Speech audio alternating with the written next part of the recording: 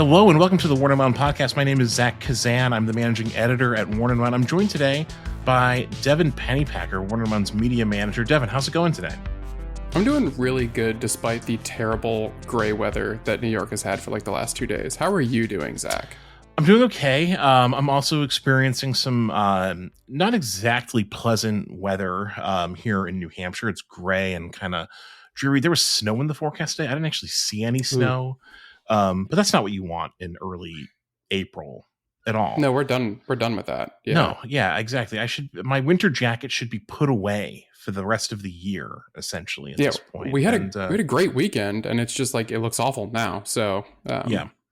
Well, we've gotten off to a great, sunny, positive note on this. Everyone's having a great time over here. Yeah, I'm a little jet lagged from a return from Switzerland and Watches and Wonders.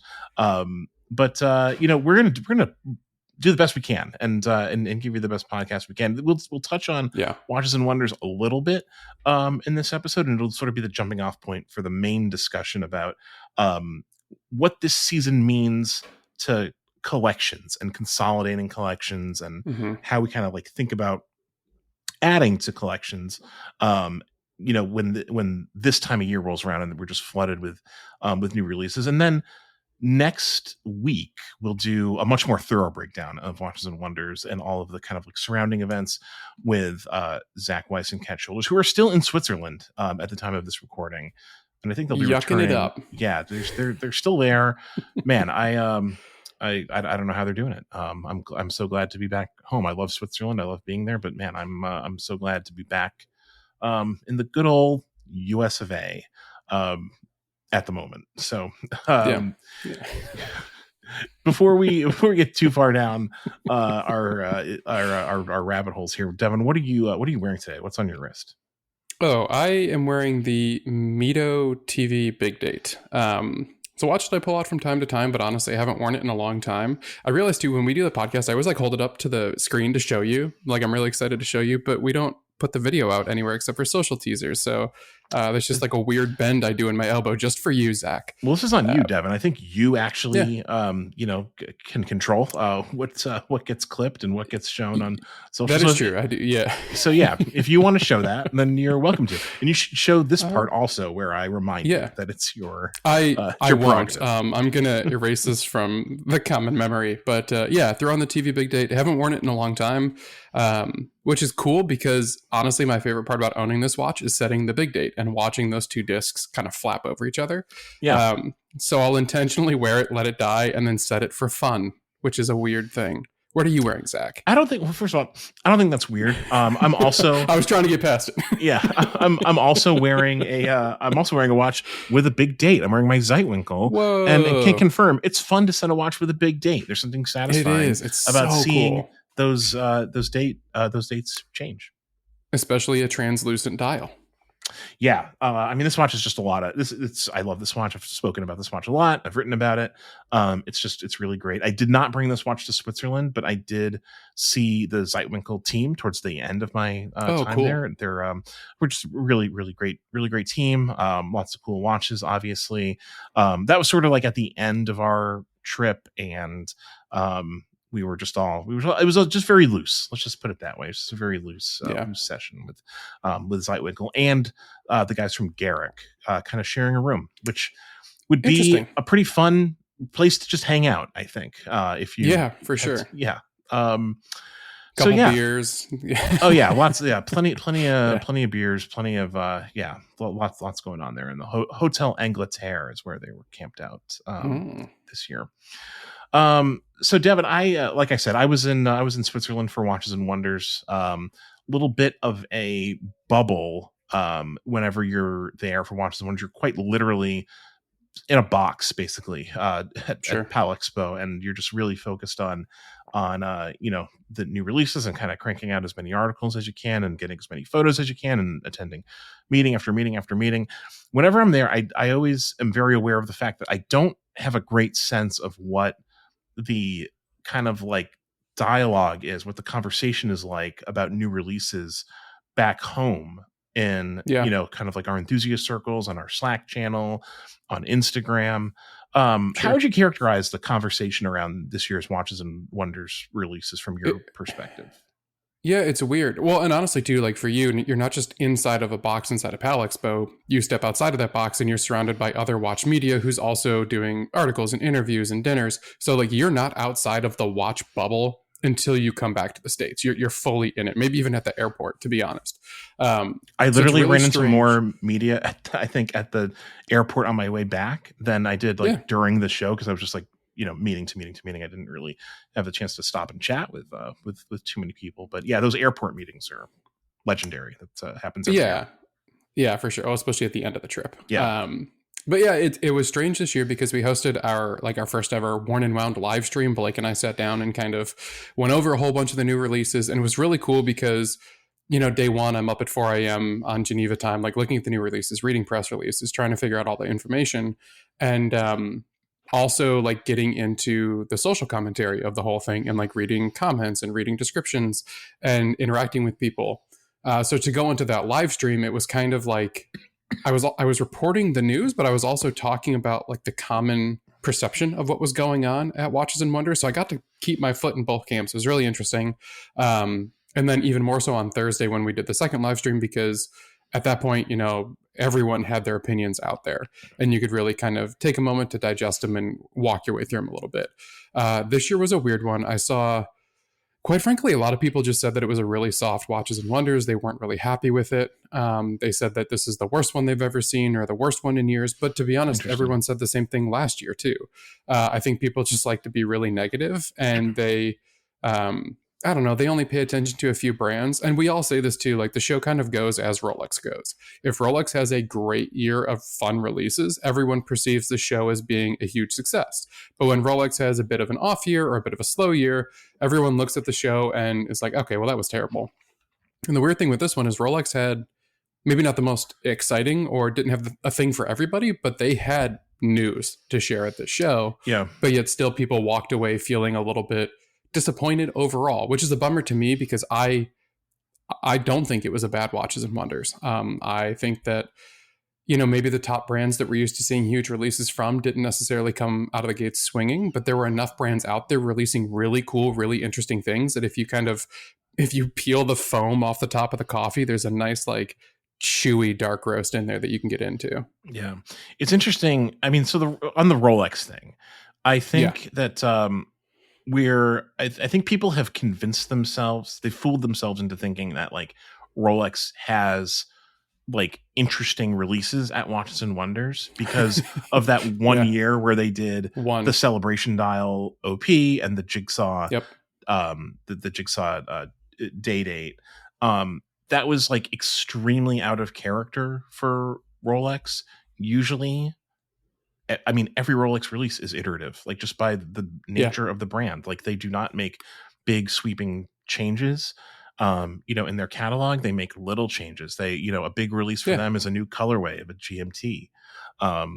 Or that's huge. Like a slightly larger Submariner, which was not a Watches and Wonders release. That was an off cycle release a few years ago. So I think that like people who are like, oh man, Rolex didn't deliver, in a typical year because of, for example, last year people thought Rolex was a slow year because they didn't really have, they just had one steel sports watch that was new. The new everything GMT was precious. Yeah, everything else was precious.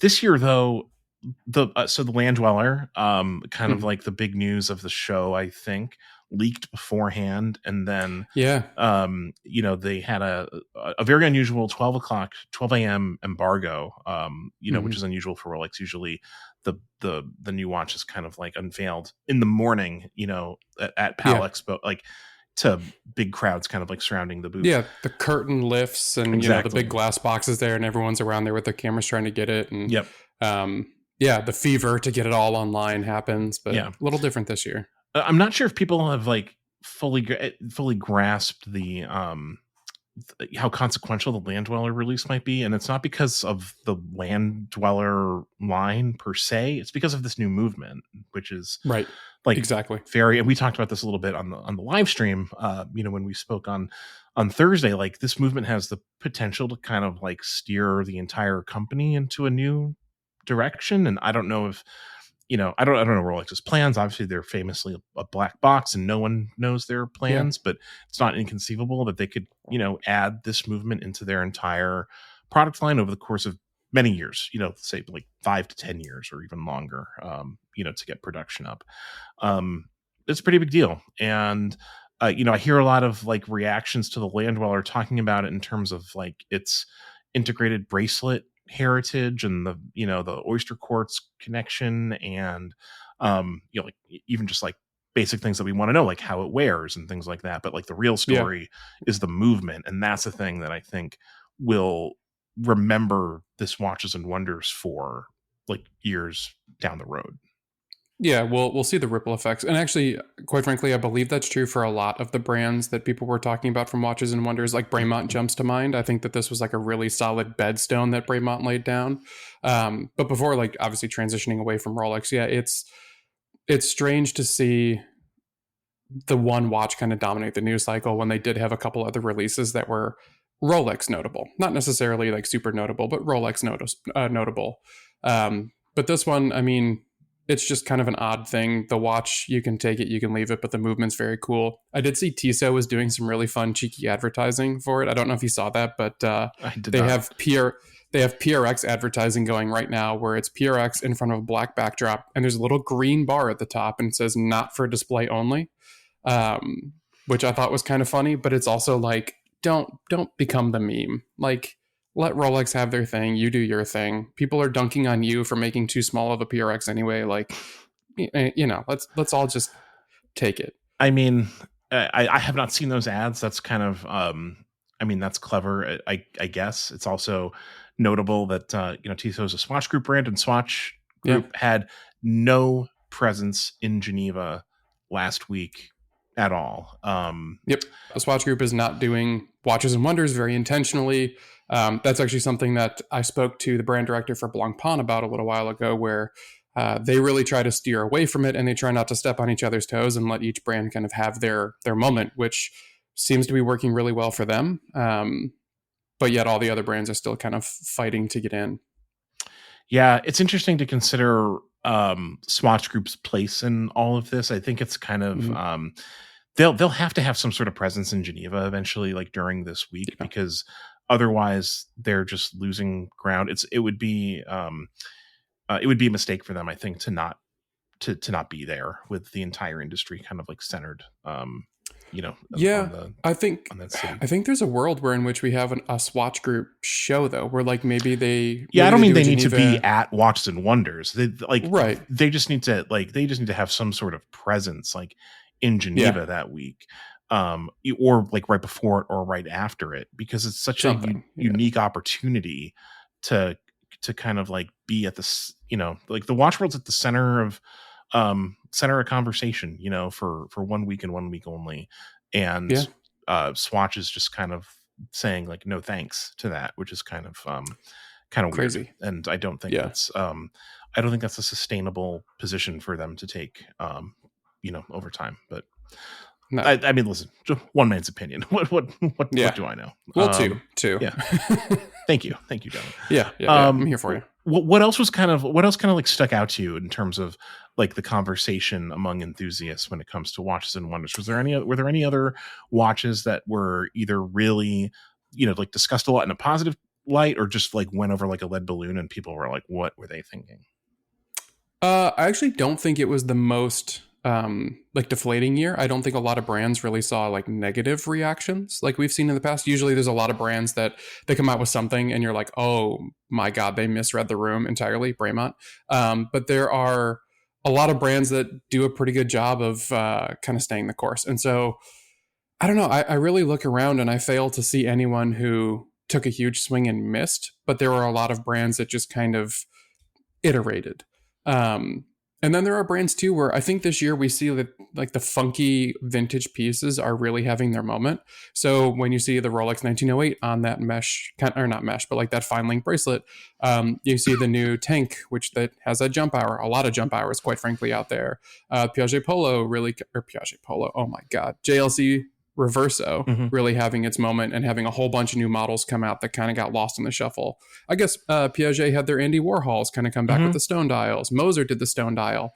It was really a weird year for releases where weird watches were accepted and celebrated. Whereas I feel like in the past that might not have been the case. So yeah, I don't know. Overall, it was the love was spread around a little bit more than I've seen in past years, and I think largely that's because there was one giant story, the Land Dweller, and then everyone scattered and was looking for what else they could talk about, Yeah. which was kind of neat, honestly. How were the Tudor releases taken Mm. by folks in the community here? Did you jump into our Slack group or talk to any enthusiasts about Tudor this year? Yeah, quite a few people, and it was really mixed. A lot of people who just thought that Tudor didn't really do much of anything. A lot of people really mad about the new Black Bay, the Opaline dial GMT, having some older dimensions, and like yeah, it's great to see the 5 link on the chrono. The Black Bay 68 is kind of huge.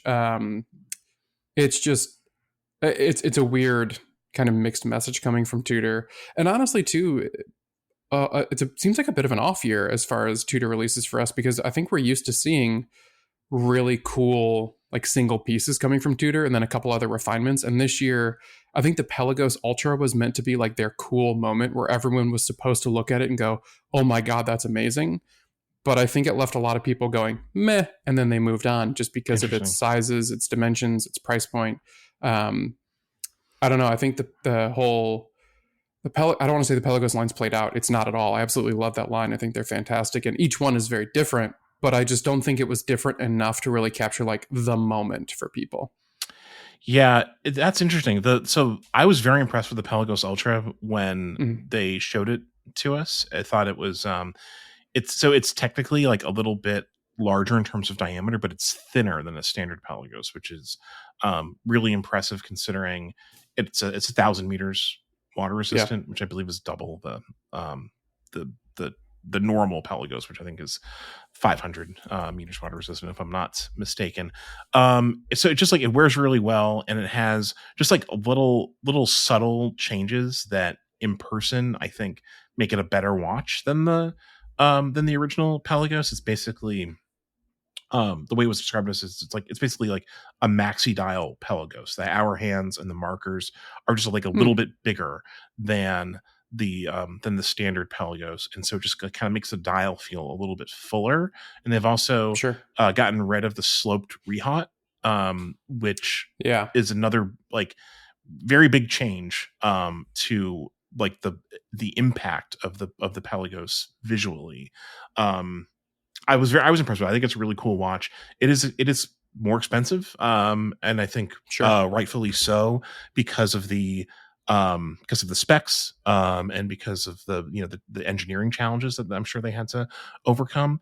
Yeah. But I really like that watch a lot. I think this year we talked about this also on the live stream. Like this year was all about kind of like filling gaps in Yeah.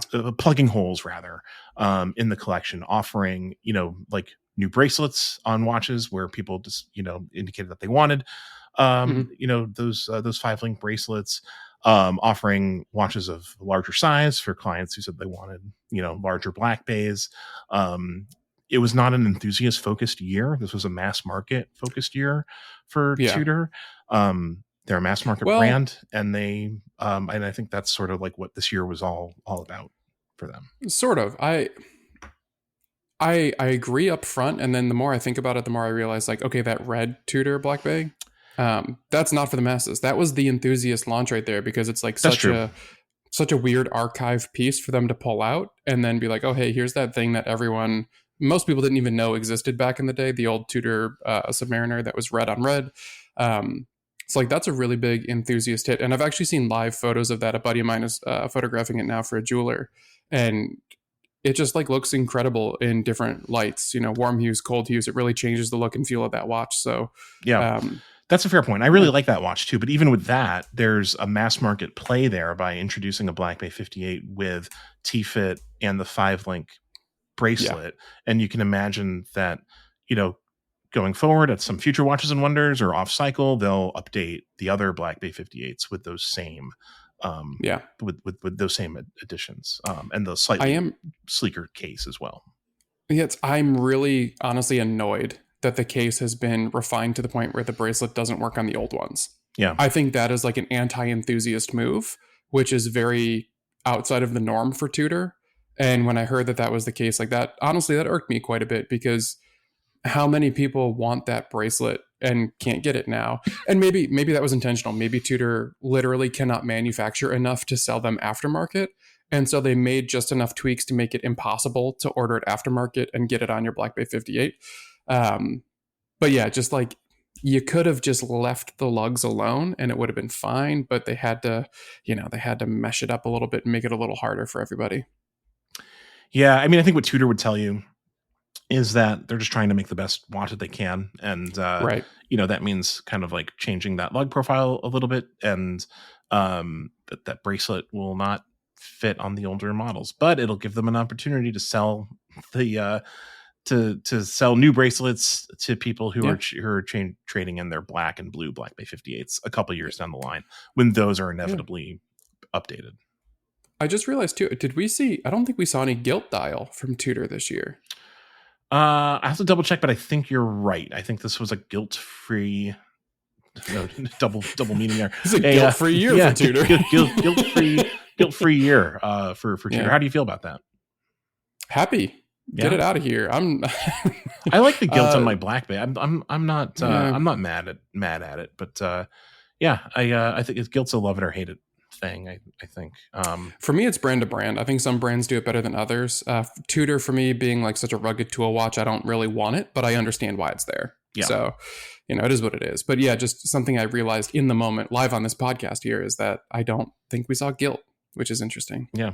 We love a realization live in the moment on a podcast. That's pre-recorded, going live at some point in the future. Let's shift gears from Watches and Wonders updates, because we'll have a lot more on the website on so much more. Watches and Wonders releases and all of our analysis, and we'll talk about it on the podcast, of course. Probably for the next, we usually spend about a week or so kind of doing like the post-mortem of Watches and Wonders. That's about how long it takes, because there's so many releases to claw through. And then we'll truly move on. But you and I should move on now to the main topic of the podcast, which you had kind of nailed down as like the way collectors kind of adjust their habits following a big event like Watches and Wonders, where there's a lot of new releases coming out. And it kind of inspired, I think, also by you doing some consolidating in your own collection. Why don't you tell us a little bit about that? Yeah. So as those of you in our Slack Plus group have already seen it and already given me your exploding mind emojis, but I decided to kind of purge a good chunk of the collection. I think I have like 30 watches listed for sale in our Slack 30 Plus watches group right for now. sale. I haven't been in Slack in the Slack, so this is news to me. My goodness, I didn't Slack know. Plus, I posted quite a few pieces, and to be honest, like a lot of them are not. It's not like I'm posting 30 Tudors or Rolexes or anything like that. A lot of them are more of the entry level pieces that I've just kind of accumulated over the years, and so I posted this huge purge. And for me, I'm really trying to make a huge move to consolidate to go after a couple pieces that have been on the list for a long time. And for whatever reason, I just kind of decided that now was the right time. And it doesn't actually, the funny thing is, it doesn't actually line up with Watches and Wonders. The watch I'm questing after is not a Watches and Wonders release from this year. But what it made me realize, though, in posting it up on looking through Reddit forums and looking through Facebook forums and stuff like that, was that there are a lot of people who are purging collections right now in order to move up for a Watches and Wonders release. There's something that they saw at the show that is their new that's the model I have to have, and the rest of these watches suck now, and I don't want them anymore. So I'm gonna pawn them off on the next poor soul who wants them for a good deal, and then use that money to buy the watch that I probably can't get for 6 months. And they're just sales post after sales post after sales post. So just a really really interesting realization. And then, I mean, obviously everyone probably goes through something like this too. I'm sure there was something at the show, Zach, that you saw that you were like, ooh, I might move a piece to put this in my collection.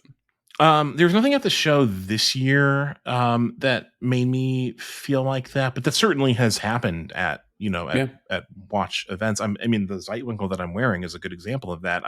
That was a brand I had sort of been like circling for a period of time, and then actually like getting a chance to see the entire collection and chat with the team at Geneva Watch Days last year was kind of what like solidified in my mind that that was the route I wanted to go. So I can definitely relate to that. Um, are you going to share the watch that you're after, or are you gonna hold that as a secret? Either answer is okay, but I think people obviously want to know. I would not be inclined to share if it were me personally. I like to keep those things pretty close to the vest. But what? Yeah, I mean, I'm a pretty open book, honestly, when it comes to the stuff. Like, obviously, I posted a lot of my watches up for sale, so like I don't mind showing people behind the curtain. I'm not afraid to. But no, I'm not going to tell anyone what this watch is. Okay. You're just gonna have to wait and see what pops up on my Instagram in a little while. Okay. But if you know me well enough, you'll get it completely wrong, because it is a watch very far outside of my norm. I'll put it that way. So a celebration dial Oyster Perpetual is what you're telling me. The 34. It's actually a stone dial 34 millimeter Piaget Polo on a mesh bracelet. So it's a fantastic piece. It's a good watch. Really hard to argue with that. I think that but make sure you get one with no cracks. You don't want a cracked stone dial. That's very important. True. Yeah. No spider dials for me. Yeah. Have you ever done like a similar like consolidation? Has this ever? I mean, obviously with. Oh yeah. Yeah. Multiple times. So that's actually when I first got into watches. That's kind of how I got into watches heavily at first. Is I was a big knife collector at the time, pocket knives, fixed blades, whatever. And I consolidated the collection because honestly, I hit a point where I just wasn't enjoying the hobby nearly as much as I used to. So I purged a lot of the knives, and I used that money to buy a whole bunch of watches. And then that kind of kickstarted this whole new fascination with movements and technology and stuff like that. So that was a pretty big shift. And then I've done it too with camping gear before, because I obviously spent a lot of time in the outdoor industry, and then have spent obviously a ton of time outside too. So you just kind of accumulate gear, and then you get to a point where you can't fit them in Rubbermaids anymore, and it's time to just dump it all and use that money to buy like one really nice tent or something like that. So I think this is my habit, is I just accumulate and I buy as I go, and then someone yells at me to clean it up. The next thing I know, I'm consolidating for a couple nice things instead of 30 pretty great things. Yeah, I like the idea of consolidating in one hobby to pay for another hobby. I feel like that. Yeah. I feel like that makes the new thing free somehow, right? Like that's what I tell people. Yeah, that's how that works. I've done that with like audio gear. Like I have a before watches, like my main hobby or source of like financial meltdown, the thing that like created that like massive hole in my bank account was the tap in your wallet. Yeah, it was like I was really into, and still am into to a certain extent, like record collecting and all the equipment that goes with that. And I have a pretty large record collection, and that's like if anyone listening is a record collector or an audiophile, someone who's like kind of gone down that path, that there are a lot of similarities between home audio and watches, namely shocking expense for things that you just wouldn't think would be expensive. Like when people kind of like get into the watch hobby and see simple 3-hand dress watches that sell for like 60, 70, $100,000 and are shocked. I sometimes think, well, you've never browsed speaker cable that costs $10,000 or $20,000, and it's that's not made by hand. That's still machine made. So it's a similar kind of like extravagant kind of like world where things just like get crazy expensive and exotic. at a certain point. But there's also like room for like for value, and for people like me who are Yeah. are forced to kind of like shop on a budget, and who are limited by space, which is a big Mhm. thing, of course, in home audio. um there's just a lot of parallels there, for sure. That's But interesting. I've definitely done the thing where like I've sold a bunch of like amplifiers and rare Yeah. records and things to purchase a watch, as my interests have shifted. Yeah, that's awesome. Are you okay? Are you familiar with Audio Technica then? Obviously, Sure, yeah, absolutely. okay, Ohio-based company. Fun fact for anyone who is traveling through there: if you've never been to their headquarters, they have two really cool things. Number one, they have a like no sound room that makes you go crazy. That if you like spend too much time in there, you go literally insane because you can hear your blood pulsing or whatever. And then they have another room that has like, I don't remember the retail value price of it, but it's like $1 million sound system or something like that you can go and experience.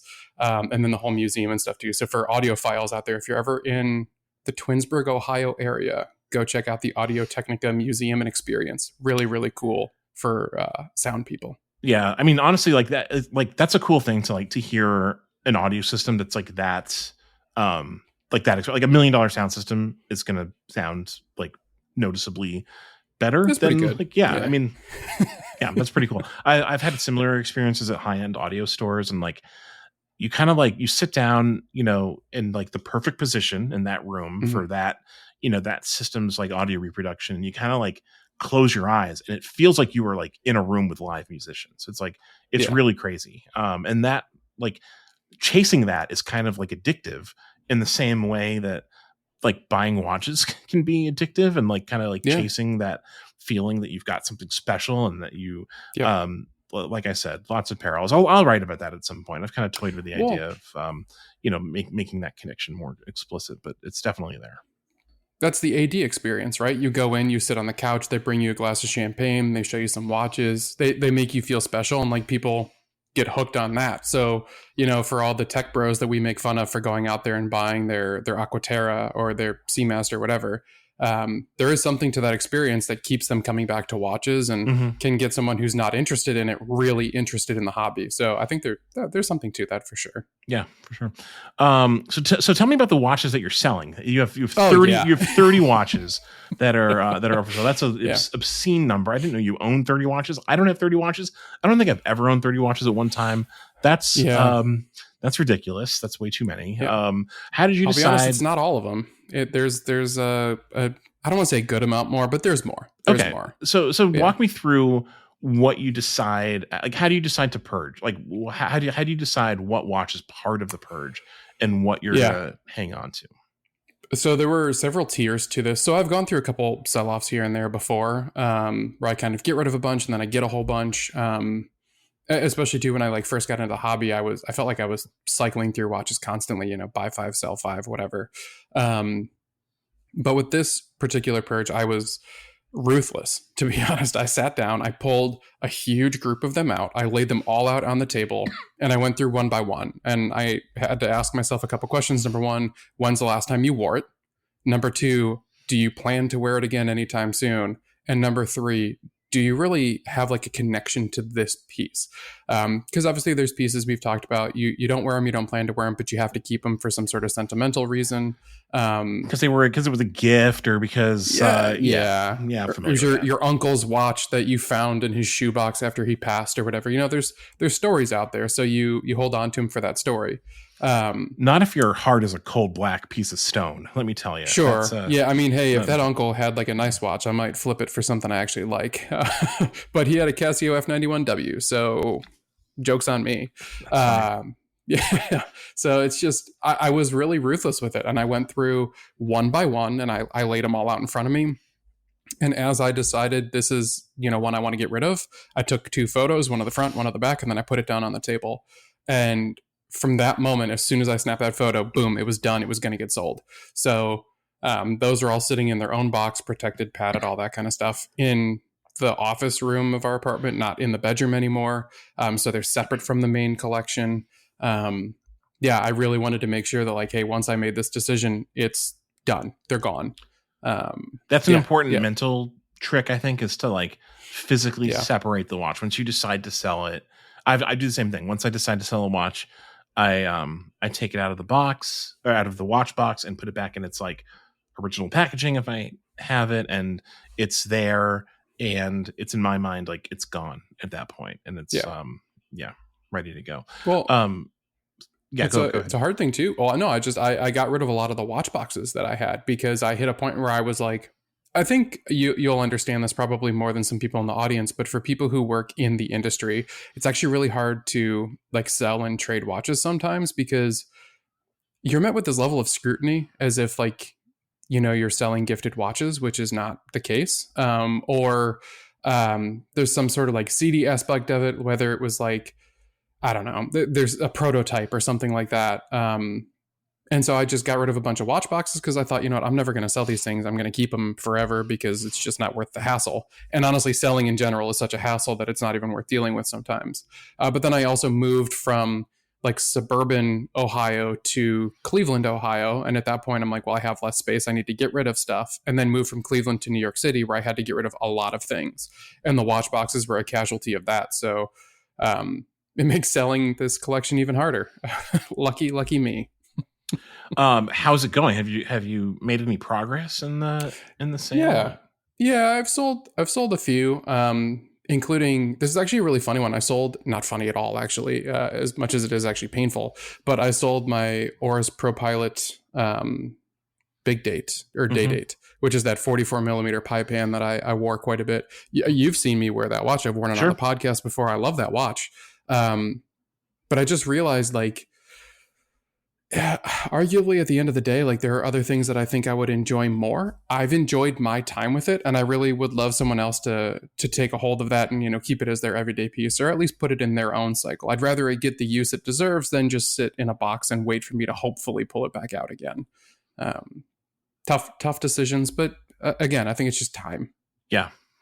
It's I mean, everyone has their own kind of like way to determine when it's time, and I think that like it's dependent on multiple factors. I think the most important ones are like the watch that you're thinking of selling, and then like also weighing that against the watch that you want to acquire for whatever it is that you're selling. And it's tough. It's a tricky calculation. And I don't know, like I know some people who like put like real like data behind it, like they keep track of like how many times they wear a watch. Like to me, it's like purely emotional. Like I just know, when it's time to let a watch go. Yeah, for sure. And I feel really bad about this, but there are a couple watches in there that I bought for a review, and then I wore it, I reviewed it, I really liked it, and then I don't think I ever put it back on after that. And that makes me feel kind of weird about it too, because I look back at the review and I'm like, well, if I really enjoyed it that much, why did I stop wearing it? And the answer typically is because there's something else in my collection that it's too similar to that I enjoy wearing a little bit more. Yeah. So there's always that comparison aspect of it too, where if you have too much overlap, and with 30 watches going out, there's going to be a lot of overlap. Which one am I really going to reach for every single time? Yeah. So I'm on Warner One Plus right now, and I'm looking through. There are so many watches. It looks like you're making pretty good progress there. You're kind of crossing them off as you go. There's so sign up for Warner One Plus if you want to buy Devin's watches, I guess. You want to pick the meat off of my carcass's ribs? Go for it. Yeah, I might ask you for a friend discount on some of these. Honestly, I told everyone in the Slack Plus group, I'm like, if you reach out to me here in the Slack Plus group, I'm willing to talk about prices, bundles, all that kind of stuff. Like, you're part of our community. We appreciate you. I'll work with you, whatever. If you reach out to me through Reddit or Facebook, good luck, buddy. I will fight you tooth and bone for every penny. Do you accept interesting trades? I love interesting trades. I've got lots of Watches and Wonders swag for you. If you want some tote bags. You have some Seiko headphones for me. I've got half a box of chocolate covered almonds that are delicious that I'm working my way through. You can have the rest. I'll give you one link to a Seiko turtle for that. Wow. Harsh. No deal. The chocolate covered almonds are pretty good. So I think it's interesting that this phenomenon of selling off watches when Watches and Wonders happens, and I bet it even happens like when wind up happens. When brands kind of it does. Wind up introduce a new watch is kind of interesting. Do you have any like do you have any like prior experience of seeing a watch at one of these events and being like, I need to get rid of everything now? Because I know the watch you're after is not a new novelty. But Correct. has there been like a new novelty that you were like, I got to drop everything and get that? I mean, frankly, not that I could have afforded at the time. A lot of the times it's watches that are, I mean, like 510 Watches and Wonders is quite frankly a $5,000 and up show. Yes, there are releases that are under that price point. Absolutely there are, but those aren't the ones that are getting the headlines. Mm-hmm. So, throughout my collecting experience here, I was never really willing to just throw 10 grand at a retailer, knowing that there was a good chance I could get 25% off in 8 months, 10 months, whatever the case was. Yeah. But I was a scavenger for a little while where I would wait for the shows. I would, maybe move a couple pieces here and there, or save some money from each paycheck and put it in a little pile. So that way, when one of these shows happened and people started their purge, I could swoop in and get a pretty good deal on a couple pieces. I see. So you would take advantage of other people 100% doing the thing. Okay. Gotcha. Yeah. I never really thought of that, but that makes a lot of sense if you're interested in pre-owned watches to kind of like make a note of that. I have frankly like purchased watches kind of like in the like new novelties from Watches and Wonders. Like I've reached out to like ADs like mm-hmm. From Geneva saying like, can you like hold one of these for me? I've done that couple of times that I can remember off the top of my head. One was for the my Tudor Black Bay, the burgundy dial Black Bay, which I still own and enjoy a lot. I brought that to Geneva and wore it to Watches and Wonders. And the other was for a Grand Seiko.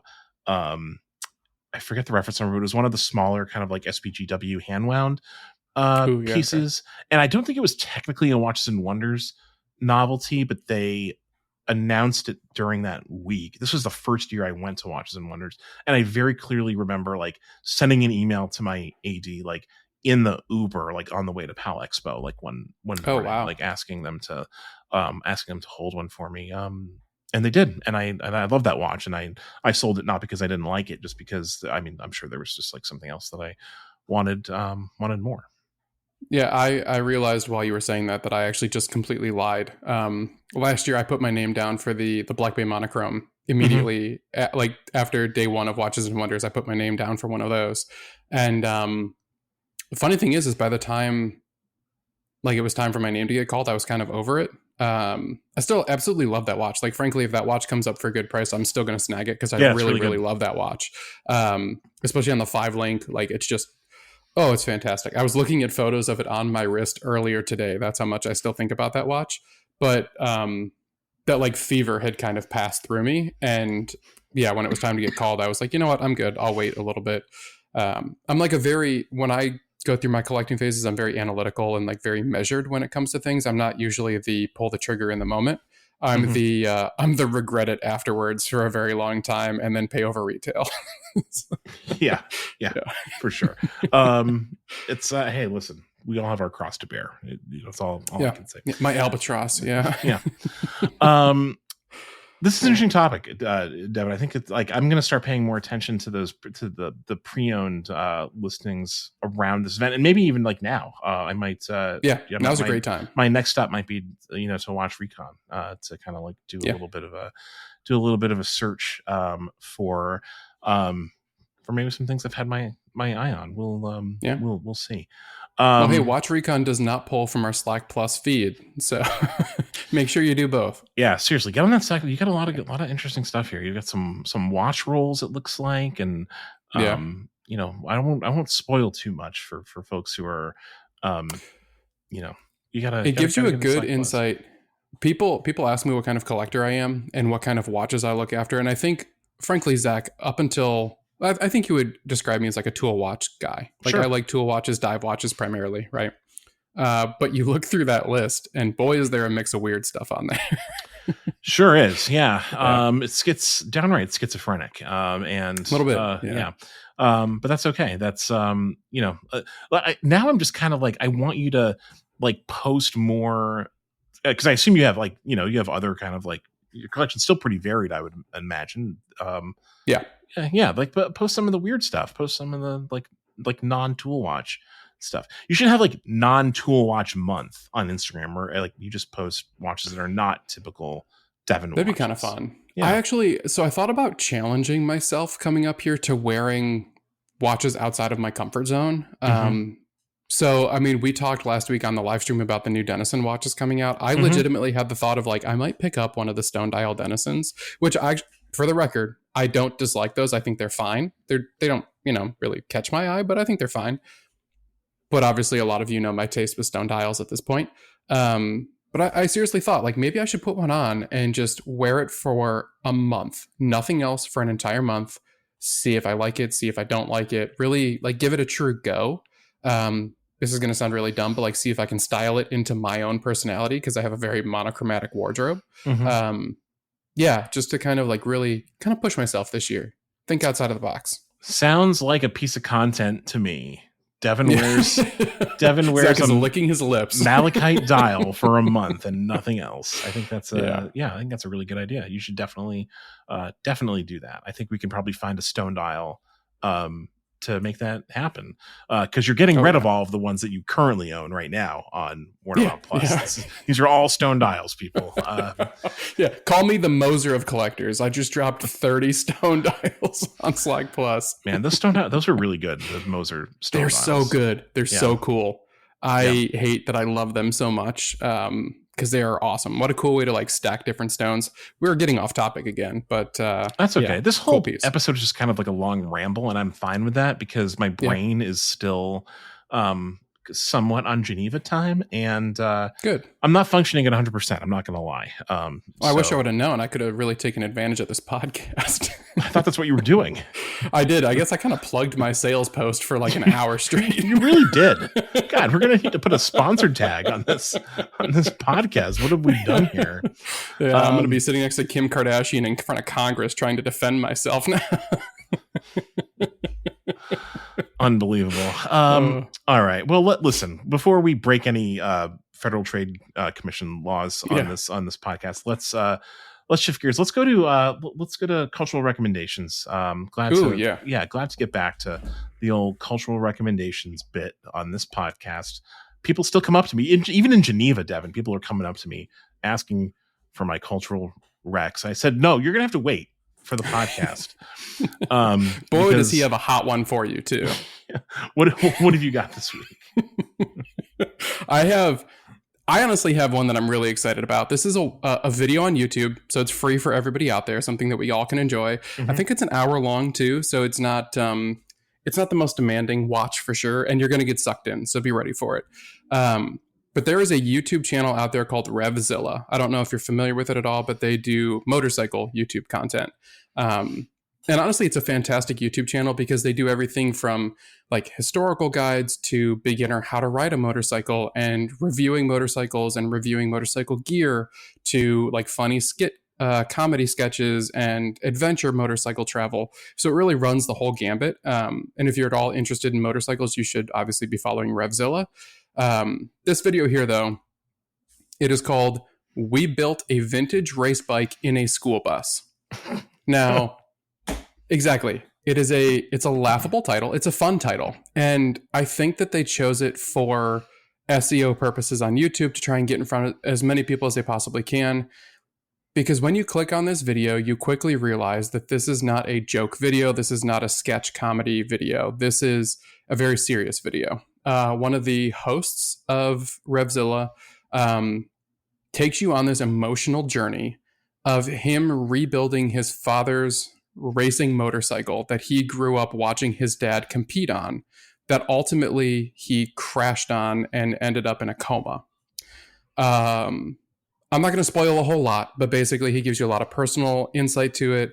They are attempting to rebuild the bike in order to race the bike again. And they go on this really incredible journey where it's a lot of fun. It's very informative, very emotional. I cried, probably 3 or 4 times. It was just such an awesome video to watch. Something I can't believe that they put on YouTube for free, and something I cannot believe only has like 300,000 views. That's a lot of views, obviously, but this is something that should be playing in theaters. It's so good. So I really recommend a lot of you out there add it to your watch later list. Saturday morning, wake up, make a cup of coffee, sit down, and just put it on your TV because it is a phenomenal video to watch. I'm going to put the link, obviously, or I'll give it to Zach so he can put it in the description down there. But yeah, what a cool video. Great recommendation. I haven't seen that video, but I definitely will check it out. So yeah, please do send me the link. It sounds great. I'm going to read the title one more time because I feel like when you give a cultural recommendation, you should bookend it with the title, something I'm not very good at doing. Yep. But when I listen to podcasts, I get mad that people don't do it. Yep. So Revzilla YouTube, title is We Built a Vintage Race Bike in a School Bus.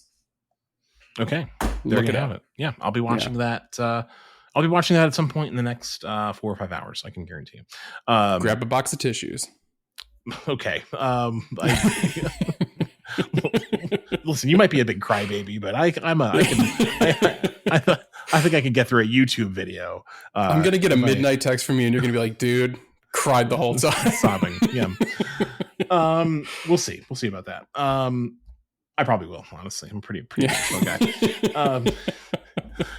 My culture recommendation is those chocolate almonds that I mentioned earlier in the episode. Really good. There's so at Watches and Wonders, there's always there's a lot of swag, and a lot of the brands will give you obviously like tote bags, catalogs, stickers, posters, like it's an endless amount of stuff. Chocolate though is a standard thing because you're in Switzerland, and Switzerland has basically like 2 food groups. There's melted cheese and chocolate, and you can't really give out melted cheese in PAL Expo. So a lot of you could just like drip it into the people. You could. Yeah, it'd be disgusting. It would kind of like lower the whole vibe of the show. But I just want to shout out this particular box of chocolate almonds. It's made by a chocolatier called Our. I'm not pronouncing that right, but I'll spell it. It's AUER. Our chocolatier. Formed in 1939. They've been making chocolate since 1939. These chocolate almonds come in a orange box. They're coated with this like very like powdery chocolate. You open the box and it's like a chocolate powder explosion. It just kind of like all goes everywhere. I was not ready for that. It made a mess on my kitchen counter. So just be aware of that. But man, these are really good. Just like fantastic. If you like almonds, if you like chocolate, if you like Swiss chocolate, fantastic. The best chocolate swag I think maybe I've ever gotten at Watches and Wonders. They're delicious. I'm gonna have to order. Can we get this here though? Like, is this something that I'm gonna have to go to Geneva just to get? Maybe it'd be worth it. I'm sure you can buy them online. The good Swiss chocolatiers, I'm pretty sure, are worldwide businesses. That's true. They're pretty good about that. Just have to, pay a little extra for them now. I'm sure they're, on the pricey side, as things go. But are you looking up the price? How much? I am. It's actually do you want to consider that trade now? You want to? Yeah, it's worth more than a link. That's for sure. A little box of them is 36 Swiss francs. Wow. All right. For 250 grams. Yeah, and don't forget the tariff. You're going to get hit with once. Holy cow! Once it's across the border. So yeah, I honestly don't know which brand gave these to me. It's because my swag gets all mixed up as I determine like what I can bring back and what I can't. There's always everyone will relate to everyone who's been to Watches and Wonders will relate to this as media. You just can't bring everything back. Like there's some things just get sacrificed in the hotel. But I decided this chocolate looks good, and I'm bringing that back. But I have no idea which brand gave it to me. Maybe I'll post in my Instagram stories. He left his shoes behind in Geneva to bring chocolate covered almonds back. I brought the shoes back. I brought my shoes back. There might have been some tote bags that were left behind, but I was able to bring most of the swag back this year. Actually, there was, oh wow, okay, yeah, my packing. I was very happy with my packing strategy. This year, maybe I'll write an article about that. The tote worked great. I gotta say, so that's maybe a secondary cultural recommendation. I can now say after an international trip, the packed tote. We'll put a video for it in the show notes. people did not like that. There were a lot of negative comments on that video. I don't care. I'm not letting it bother me. Well, that's the thing, is this is not a cultural recommendation. This is a plug. It's an act. I mean, listen, I paid for this tote with my own money. It's really good. So it survived one Watches and Wonders trip, and if we get invited back, it'll survive another, because it's just really super convenient. Maybe I will write an update on why it works so well. But that's awesome. Yeah, very happy with that. Very happy with the chocolate. Zero complaints from me except for the jet lag. Yeah. Good. Well, glad to have you back, Zach. Glad to be back. Devin, great to talk to you as always on the podcast. Really appreciate you. Appreciate you joining me for a opening up to our audience here. Yeah, you opened up your catalog of watches, just trying to enrich yourself. Thank you. No, anytime. Yeah. Thank you everyone for listening. This has been a really fun episode. I'm excited to continue bringing everyone Watches and Wonders coverage. We're really just kind of getting started. There's, like I said, a lot to sift through, a lot of analysis, and we'll be back next week with a much more thorough kind of unpacking of everything with Zach Weiss and Kat Shoulders. Until then, thank you all for joining us as always, and we'll see you on the next episode. Until then, take care.